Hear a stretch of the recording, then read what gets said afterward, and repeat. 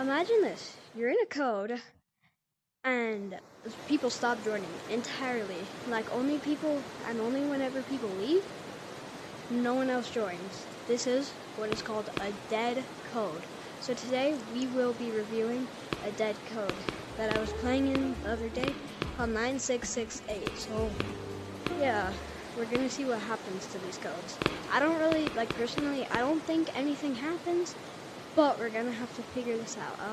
So yeah, we all know and love me, obviously. So we all know that I can't play horror games on my own. But, yeah, I'm gonna try, so, let's get into this. I'm probably gonna review.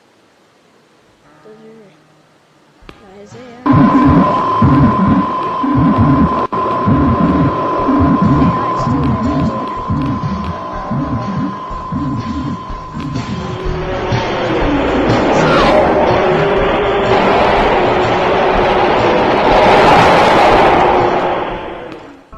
What the heck? Why does this happen?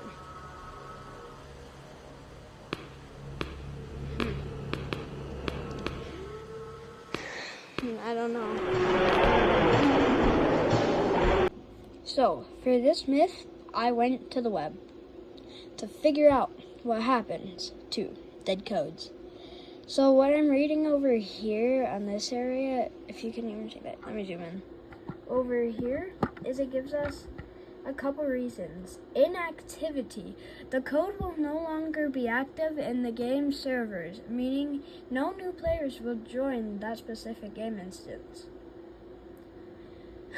With this, I think it might be something deeper. The second one, data deletion. Depending on game server management, data associated with the code, like player stats or game progress, might be deleted after a period of inactivity. Maybe, but that doesn't even see why people stop joining. I think our closest one would be number 1, but we're not done reading yet. Number 3 and 4, that's what we have left. Number 3, recycling. Some games might recycle old codes, making them available for new game instances in the future. I don't know what that means because I still don't know what that means, but yeah. Community impact. If the code was popular within a community, its inactivity might have led to a shift where players gather, potentially impacting, yeah, I said that right, community dynamics. I think that one might be there, because this code, 9668, that I was playing on, it was full of players. Everybody kept on joining. It was great. Everyone was joining, we were all playing around, and then out of nowhere, we just saw people started to leave, and we were like, okay, new people should start joining. But they didn't, so it was just us in this code. And when I say us, I mean me and these other baboons who are in the game, which I don't know, I was just playing with them.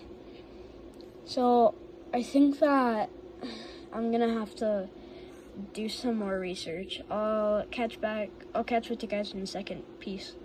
So, after I have looked up what happens to the scary baboon monsters when people stop joining the code, I was greeted with the response. When people stop joining a code in the game Scary Baboon, these monsters typically freeze in place, which should be normal.